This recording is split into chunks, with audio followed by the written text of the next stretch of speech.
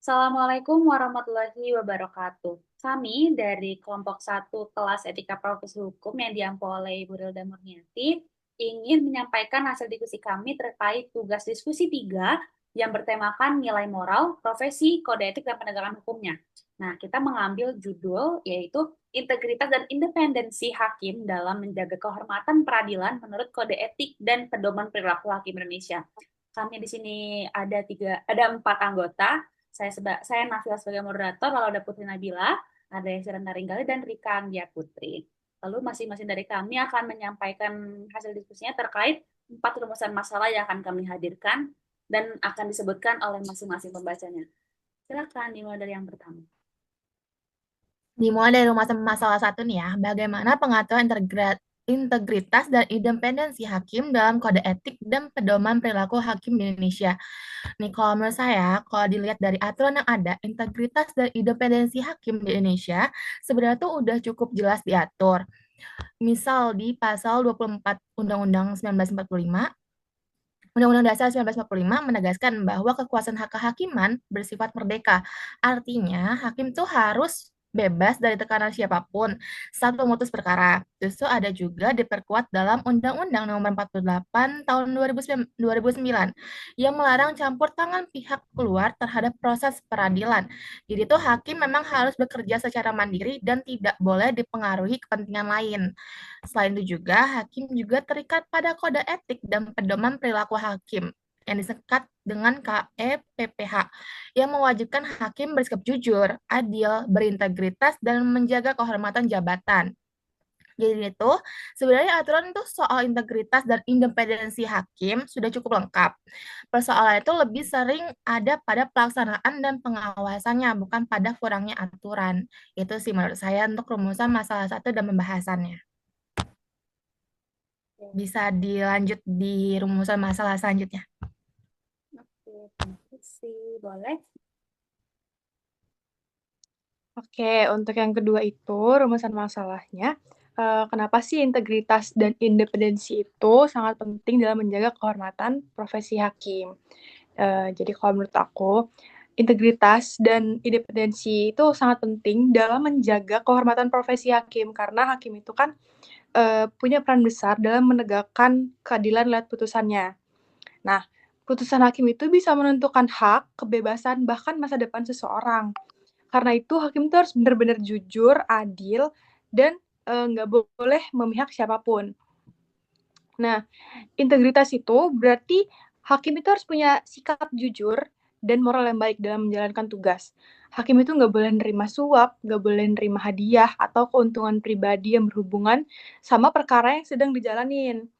Nah, menurut Ahmad Kamil, ini ada di dalam Jurnal Hukum dan Peradilan, integritas hakim itu adalah syarat penting supaya peradilan itu bisa berjalan bersih dan bisa dipercaya sama masyarakat.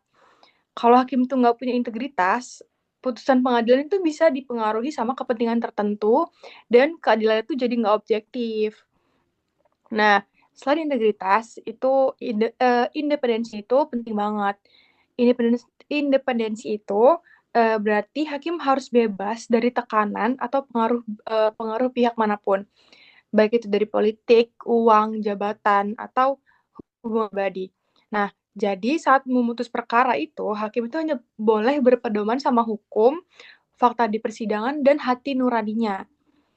Terus ada juga di satu jurnal lagi, Bagirmanan itu menjelaskan kalau kekuasaan kehakiman yang merdeka itu penting supaya pengadilan itu bisa ngasih keadilan yang adil dan objektif. Jadi keduanya itu sama-sama berhubungan langsung dengan kepercayaan masyarakat terhadap pengadilan, si integritas sama si independensi tadi itu. Kalau masyarakat itu ngeliat hakim itu jujur, adil, dan netral, jadi masyarakat itu bakalan percaya kalau hukum itu benar-benar ditegakkan. Tapi kalau misalnya ada hakim yang menerima suap atau memihak salah satu pihak gitu, masyarakat tuh bisa berpikir kalau hukum itu bisa dibeli. Akibatnya kepercayaan kepercayaan masyarakat terhadap lembaga peradilan itu jadi menurun.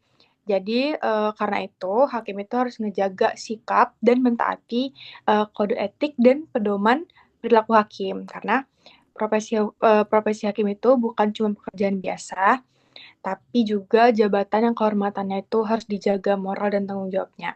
Biar si lembaga peradilan itu tetap dihormati dan dipercaya sama masyarakat gitu. Cukup sih sekian. Iya sih, pantes ya emang beneran penting banget lah ngejaga profesi hakim karena kayak emang peradilan juga ya kunci utamanya di hakim itu kan. Jadi kayak Benar. kalau nggak berintegritas bakal susah. Masyarakat bakalan nggak percaya lagi sama Betul. hakim. Nah, ntar orang mikirnya kayak hakim bisa dibayar nih, bisa dibeli gitu-gitu. Benar. Thank you so much. Boleh dilanjut ke yang rumusan nomor 3? Eh, em, Baik, saya lanjut ke rumusan masalah yang ketiga ya.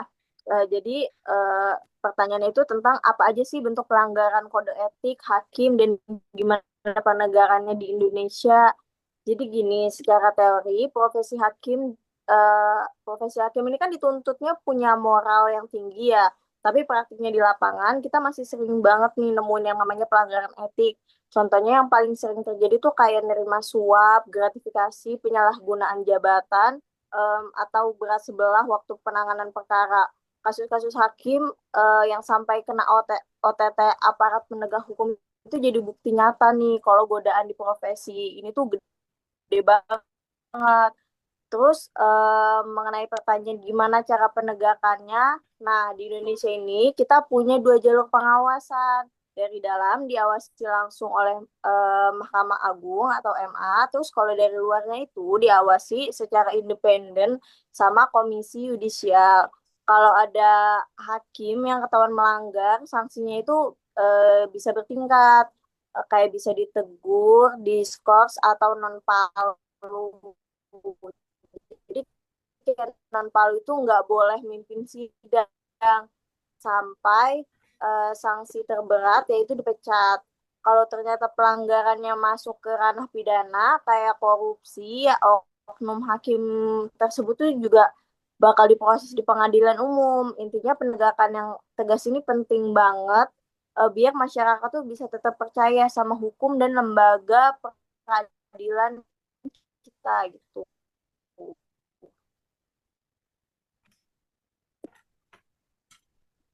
Udah ya?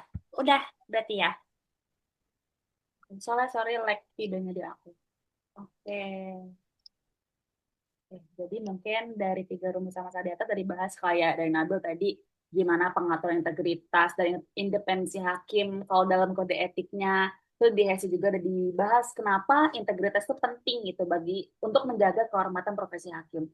Dilanjut juga sama Rika, tadi bahas gimana sih bentuk pelanggaran kode etik hakim itu sendiri. Nah, jadi di rumusan masalah yang terakhir, aku mau ngebahas setelah itu semua terjadi, bagaimana upaya yang dilakukan untuk memperkuat kepatuhan hakim terhadap kode etik profesi. Mungkin dari singkat juga aja.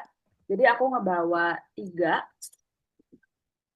4 yang bisa menjadi upaya untuk menjaga kepatuhan hakim sama kode etik itu sendiri, yaitu pertama tuh ada optimalisasi pengawasan internal dan eksternal secara sinergis. Jadi udah diatur juga di UU Nomor 18 tahun 2011.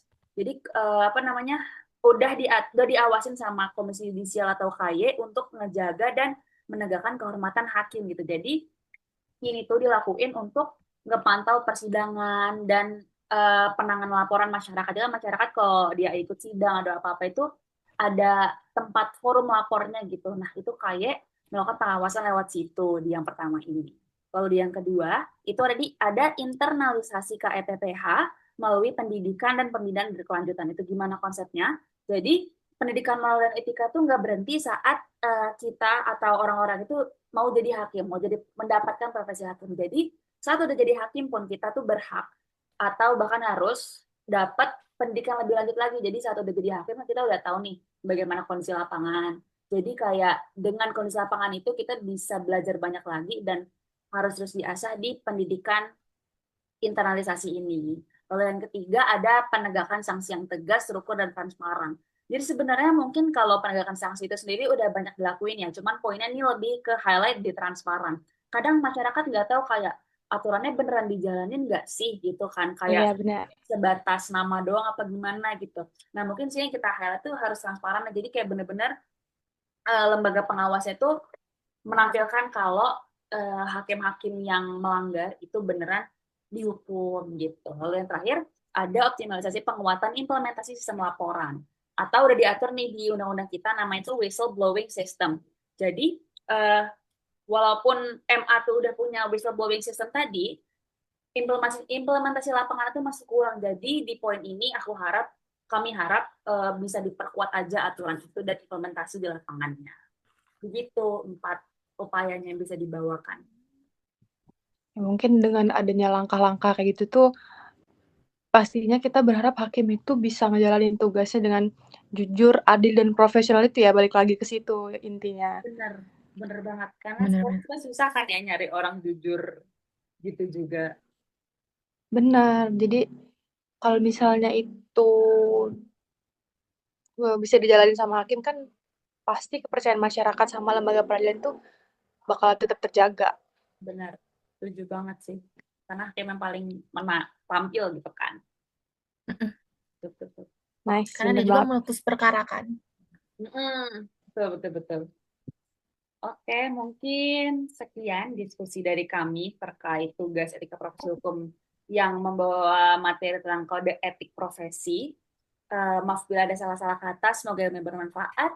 Wassalamualaikum warahmatullahi wabarakatuh.